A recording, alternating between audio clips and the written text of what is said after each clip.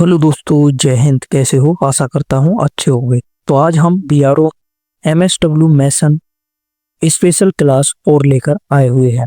तो इस क्लास में हम 20 ट्रेड रिलेटेड इंपॉर्टेंट क्वेश्चंस पढ़ते हैं जो आपके एग्जाम के लिए बहुत महत्वपूर्ण है।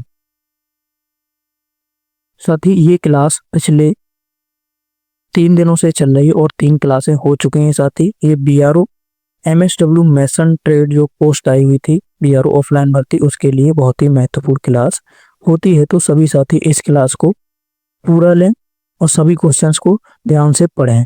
और जिन भी साथियों ने पिछली क्लासेज नहीं ली हैं तो सभी साथी पिछली तीनों क्लासों को कंप्लीट कर लें। इससे आपको एग्जाम में काफ़ी मदद मिलने वाली है।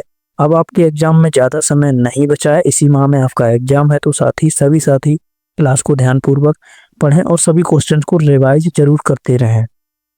और स्टार्ट करने से पहले साथी आपसे एक रिक्वेस्ट है, अगर आप हमारे यूट्यूब चैनल पर नए हैं तो चैनल को सब्सक्राइब जरूर कर लें ताकि बीआर से रिलेटेड जो भी अपडेट हैं वो आपको मिल सके सबसे पहले। तो चलिए स्टार्ट करते हैं और चलते हैं आज के पहले प्रश्न की तरफ।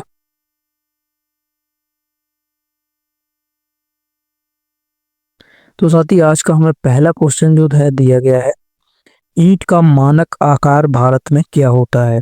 ईंट का मानक आकार भारत में क्या होता है? ए 19 × 9 × 9 सेंटीमीटर, बी 20 × 10 × 5 सेंटीमीटर, या सी 25 × 12 × 8 सेंटीमीटर, या डी 19 × 9 × 4 सेंटीमीटर। तो इसका सही आंसर जो है साथी, इसका सही आंसर आपको बताना है। तो साथी इसका सही आंसर जो है ए है। भारत में जो मानक आकार होता है ईंट का 19 × 9 × 9 सेंटीमीटर का होता है। चलिए नेक्स्ट प्रश्न पर चलते हैं। और आज का हमें दूसरा प्रश्न दिया गया है साथी, 1 घन मीटर ईंट के काम में लगभग कितनी ईंटें लगती हैं? 1 घन मीटर ईंट के काम में, यानी कि 1 घन मीटर दीवार बनानी है तो उसमें कितनी ईंटें लगेंगी? ए 150, या बी 250, या सी 400 से 500, या डी 800। तो इसका सही जवाब है साथी, इसका सही जवाब है साथियों, इसका सही आंसर है सी 400 से 500 ईंटें लगेंगी साथियों। इस क्वेश्चन में साथियों कुछ डाउट लग रहा है, इसको बाद में रिव्यू में करा देंगे साथी। अगला प्रश्न नंबर 3 देखते हैं। क्वेश्चन नंबर 3 हमें दिया गया है, प्लम बॉब का उपयोग किसके लिए होता है? प्लम बॉब का उपयोग किसके लिए होता है? ए क्षैतिज जांचने के लिए, बी लंबवत जांचने के लिए, या सी कोण निकालने के लिए, या डी मापने के लिए। तो इसका सही आंसर है साथी, इसका सही आंसर होने वाला है बी, लंबवत जांचने के लिए प्लम बॉब का उपयोग किया जाता है। इस क्लास में कुछ क्वेश्चंस आपको साथी रिपीट हुए मिल सकते हैं, तो वो आपके रिवीजन के लिए मैंने इसमें डाले हुए हैं। तो साथी जो आपके क्वेश्चंस 1-2 रिपीट हुए हैं वो आपका रिवीजन अच्छी तरीके से हो जाएगा। नेक्स्ट प्रश्न में चलते हैं। और आज का प्रश्न नंबर 4 हमें दिया गया है, 1:6 का 1:6 11 अनुपात का अर्थ क्या है? 1:6 जो 11 का अनुपात होता है उसका अर्थ क्या होता है, यानी कि कितना भाग सीमेंट है, कितना भाग बालू है। तो देखते हैं, ए दिया गया है 1 भाग सीमेंट 6 भाग बालू, बी 1 भाग बालू, सी 1 भाग बालू 6 भाग सीमेंट, सी ऑप्शन दिया गया है 1 भाग मिट्टी 1 भाग गिट्टी और 6 भाग सीमेंट। वहीं डी ऑप्शन दिया गया है 1 भाग चूना और 6 भाग पानी। तो इसका सही आंसर साथी बताना है। इसमें से सही आंसर इसका देखना है साथी कौन सा है। तो इसका सही जवाब है ए, 1:6 11 का मतलब ये होता है 1 भाग सीमेंट 6 भाग बालू उसमें डालना है, यानी कि 1 बाल्टी या जिस भी तसला जिससे भी मापते हैं 1 भाग, वो 1 बाल्टी सीमेंट और 6 बाल्टी बालू डालनी होती है। नेक्स्ट प्रश्न पर चलते हैं साथी। और आज का 5वां प्रश्न में दिया गया है, ट्रोबॉल उपकरण का प्रयोग किस कार्य के लिए होता है? ट्रोबॉल जो होता है, ट्रोबेल जो होता है, उस उपकरण का उपयोग किस कार्य के लिए किया जाता है? ए गारा फैलाने के लिए, बी ईंट काटने के लिए, या सी दीवार पेंट करने के लिए, या डी प्लास्टर हटाने के लिए। तो इसका सही आंसर है साथी, इसका सही आंसर है ए, गारा फैलाने के लिए ट्रोवेल का उपयोग किया जाता है। नेक्स्ट क्वेश्चन पर चलते हैं साथी, और आज का छठा प्रश्न हमें दिया गया है, प्रश्न नंबर 6। ब्रिक बॉन्डिंग का उद्देश्य क्या है? ब्रिक बॉन्डिंग जो की जाती है उसका उद्देश्य क्या है? ए दीवार को मजबूत करना, बी दीवार को सुंदर बनाना, या सी दीवार का वजन कम करना, या डी दीवार की ऊंचाई बढ़ाना। तो इसका सही आंसर है साथियों, इसका सही आंसर है ए, दीवार को मजबूत करना। ब्रिक बॉन्डिंग का उद्देश्य होता है दीवार को मजबूत करना, मजबूती देना। नेक्स्ट क्वेश्चन पर चलते हैं साथी, और आज का प्रश्न नंबर 7 हमें दिया गया है, किस मोटार को सबसे मजबूत माना जाता है? यानी कि इनमें से किस मोटार को सबसे मजबूत माना जाता है? ए चूना गारा, या बी मिट्टी गारा, सी सीमेंट गारा, या डी गिट्टी गारा। तो इसका सही आंसर है साथी, इसका सही जवाब है साथी, इसका सही आंसर जो है साथी सी, सीमेंट गारा को सबसे मजबूत मोटार माना जाता है। जो सीमेंट का जो पेस्ट गारा बनाते हैं वो सबसे मजबूत होता है साथी। नेक्स्ट क्वेश्चन पे चलते हैं, और अगला 8वां क्वेश्चन हमें दिया गया है, मशीनरी में फरोग का अर्थ क्या है? मशीनरी में जो फरोग होता है उसका क्या अर्थ है? ए ईंट का खाली हिस्सा, या बी ईंट का वजन, या सी ईंट का रंग, या डी ईंट की मोटाई। यानी कि फरोग मशीनरी में किसे कहा जाता है? तो इसका सही आंसर है साथी, इसका सही जवाब है ए, ईंट का खाली जो हिस्सा होता है उसको फरोग कहा जाता है मशीनरी में।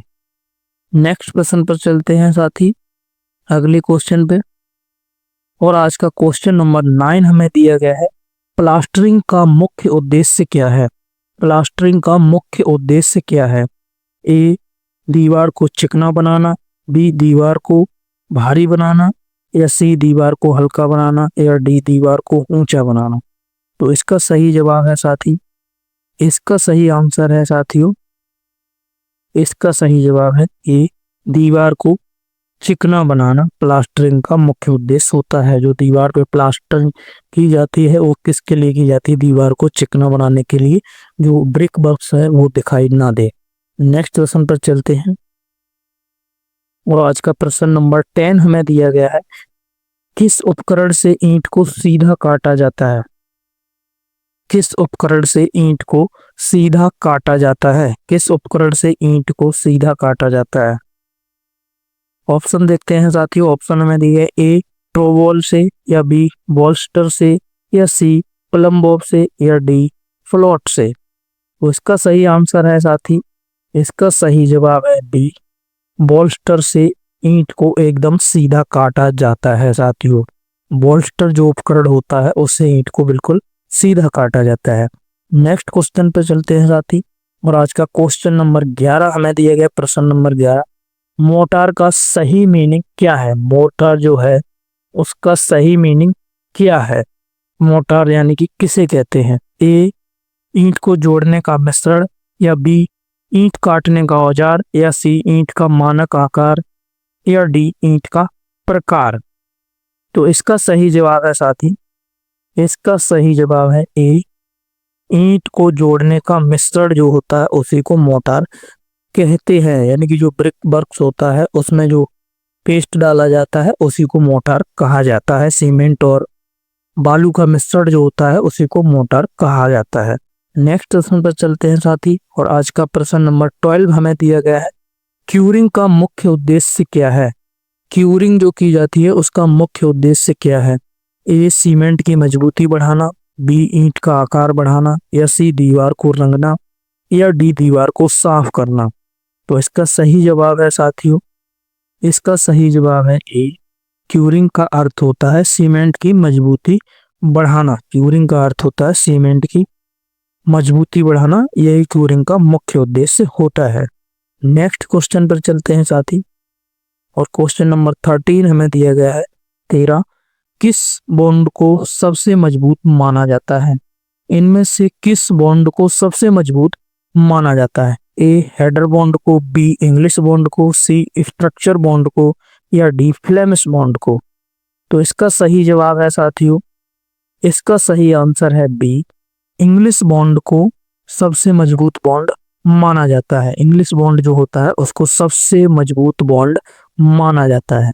नेक्स्ट क्वेश्चन पर चलते हैं साथियों, और आज का हमें 14 क्वेश्चन यानी कि 14 क्वेश्चन दिया गया है। साथियों जितने भी क्वेश्चंस आपको कराए गए हैं ये एकदम एग्जाम से ओरिएंटेड क्वेश्चंस कराए गए हैं, एक्सपेक्टेड क्वेश्चंस आपको कराए गए हैं ट्रेड रिलेटेड। तो सभी साथी इन क्वेश्चन को आप अच्छे से रिवाइज करें, या आप इस क्लास का पीडीएफ भी लेकर अच्छी तरीके से आप इनको याद कर सकते हैं। पीडीएफ कहाँ मिलेगा वो आपको वीडियो के एंड में बता दिया जाएगा, पीडीएफ कहाँ मिलेगा। तो वहाँ से आप पीडीएफ लेके और आप अच्छे से प्रिपरेशन अपनी कर सकते हैं, क्योंकि एग्जाम में ज़्यादा समय साथियों नहीं बचा है। तो सभी क्वेश्चंस को आप रिवाइज करें, और जल्द ही आपकी बीआरओ के लिए स्पेशल जीके क्लास भी आने वाली है साथी, जो कि सभी पोस्ट के लिए होगी, यानी कि सभी ट्रेड के लिए स्पेशल जीके क्लास होगी। तो सभी साथी, जिन भी साथियों ने चैनल से नहीं जुड़े हैं, चैनल से जुड़ जाएं और सब्सक्राइब कर लें। चलिए देखते हैं 14 क्वेश्चन हमें क्या दिया गया है। किसी दीवार को सीधा रखने के लिए कौन सा उपकरण उपयोग किया जाता है? यानी कि किसी दीवार को, जो ब्रिक वर्क की दीवार बनती है, उसको सीधा रखने के लिए किस चीज का उपयोग किया जाता है? ए स्पिरिट लेवल का, या बी पोस्टर का, या सी फ्लोट का, या डी हैमर का। तो इसका सही जवाब है साथियों, इसका सही जवाब है ए स्पिरिट लेवल का वर्क। स्पिरिट लेवल जो होता है उससे दीवार को सीधा किया जाता है। नेक्स्ट प्रश्न पर चलते हैं। नेक्स्ट प्रश्न हमें दिया है, प्रश्न नंबर 15 दिया गया है, 15वां क्वेश्चन हमें दिया है साथी। किस बॉन्ड का उपयोग मोटी दीवार में किया जाता है? किस बॉन्ड का उपयोग मोटी दीवार बनाने में किया जाता है? A structure bond, B English bond, C header bond, या डी रेट ट्रैप बॉन्ड। तो इसका सही आंसर है साथियों, इसका सही क्वेश्चन जो है, सही जवाब जो है साथी, इसका सही जवाब है बी, इंग्लिश बॉन्ड को सबसे मजबूत बॉन्ड भी कहा जाता है, और मोटी दीवारों में इसी का उपयोग किया जाता है, इंग्लिश बॉन्ड को। तो यहाँ से आपके 2 क्वेश्चन रिवाइज हो सकते हैं, देख सकते हैं साथी। इंग्लिश बॉन्ड इस तरीके से आ सकता है 2 क्वेश्चन में। पिछला क्वेश्चन क्या था साथी? सबसे मोटा बॉन्ड कौन सा होता है? तो इंग्लिश बॉन्ड होता है। और किस बॉन्ड का उपयोग मोटी दीवारों में किया जाता है? तो इंग्लिश बॉन्ड का किया जाता है। 2 क्वेश्चन यहाँ से आपके रेडी हो गए। नेक्स्ट क्वेश्चन पर चलते हैं। नेक्स्ट क्वेश्चन 16 यानी कि 16 हमें दिया गया है। किस बैग सीमेंट का मानक वजन कितना होता है? एक बैग सीमेंट का मानक वजन कितना होता है? एक बैग सीमेंट का मानक वजन कितना होता है? ये क्वेश्चन पिछली क्लास में हो चुका है, रिपीटेड क्वेश्चन है। तो ऑप्शन दिए गए हैं, ए 25 किलो, और बी 40 किलो, सी 50 किलो, या डी 100 किलो। तो इसका सही जवाब है साथी सी, 50 किलो एक बैग सीमेंट का मानक वजन होता है। नेक्स्ट क्वेश्चन पर चलते हैं, और आज का 17 क्वेश्चन हमें दिया गया है। स्कार्फ फोल्डिंग का उपयोग किसके लिए किया जाता है? स्कार्फ फोल्डिंग का उपयोग किसके लिए किया जाता है? ए दीवार का वजन मापने के लिए, बी ऊंचाई पर कार्य करने के लिए, सी गारा मिलाने के लिए, या डी ईंट काटने के लिए। तो इसका सही जवाब है साथियों, इसका सही जवाब है बी, ऊंचाई पर कार्य करने के लिए स्कार्फ फोल्डिंग का उपयोग किया जाता है। यानी कि जब ब्रिक वर्क ऊंचाई पर काम चल रहा होता है ब्रिक वर्क का, तो उसके लिए स्कार्फ फोल्डिंग का उपयोग किया जाता है। नेक्स्ट क्वेश्चन पर चलते हैं, और क्वेश्चन नंबर हमें 18 यहाँ पर दिया गया है। ब्रिक्स मशीनरी में जॉइंट्स की मोटाई कितनी रखी जाती है? ब्रिक्स मशीनरी में जॉइंट्स की मोटाई कितनी रखी जाती है?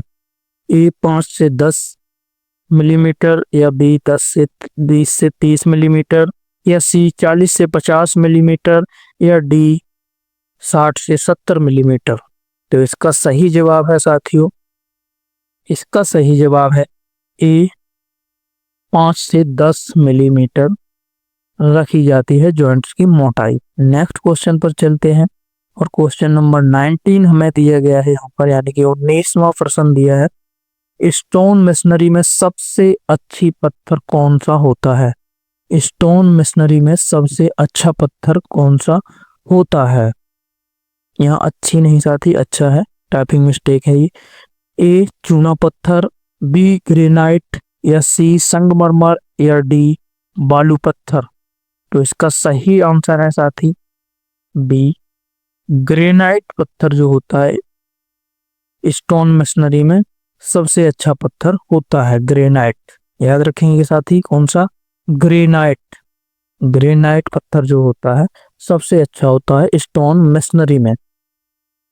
नेक्स्ट प्रश्न की तरफ चलते हैं साथी, और आज का लास्ट क्वेश्चन हमें दिया गया है 20वां प्रश्न हमें दिया गया है,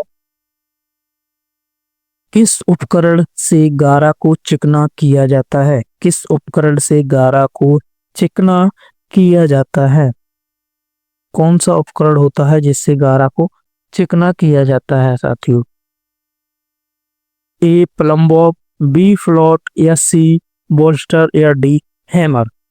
साथी ये क्वेश्चन शायद पहले रिपीट हो चुका है पीछे, तो इसका जवाब आप कमेंट सेक्शन में देंगे। इस क्वेश्चन का जवाब आप कमेंट करके बताएं कि इसका सही आंसर क्या है, और इसका सही जवाब जो भी होगा वो मैं नेक्स्ट क्लास में आपको बताऊंगा। अभी आपको कमेंट करके बताना है कि इसका सही जवाब क्या है।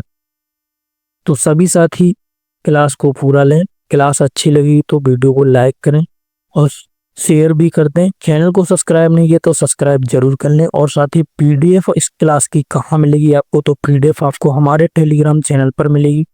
टेलीग्राम चैनल को ज्वाइन नहीं किया है तो लिंक डिस्क्रिप्शन में दिया गया है, वहां से आप ज्वाइन कर सकते हैं। ज्वाइन करके टेलीग्राम चैनल से जुड़ सकते हैं और वहां से पीडीएफ ले सकते हैं। और साथ ही टेलीग्राम चैनल पर काफ़ी अपडेट्स भी आती रहती हैं, तो टेलीग्राम चैनल से जरूर जुड़ जाएं। जिन भी साथियों ने ज्वाइन नहीं किया है टेलीग्राम चैनल को ज्वाइन कर लें, और सभी साथी क्लास को अच्छी तरीके से तैयार करते रहें। आपके एग्जाम में ज़्यादा समय नहीं बचा है साथी, तो अच्छी तरीके से तैयार कर लें।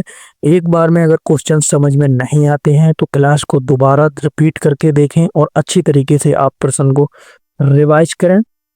तो आज के लिए इतना ही साथियों, मिलते हैं अगली क्लास के साथ। तब तक लगी रहिए अपनी तैयारी में। जय हिंद, थैंक यू।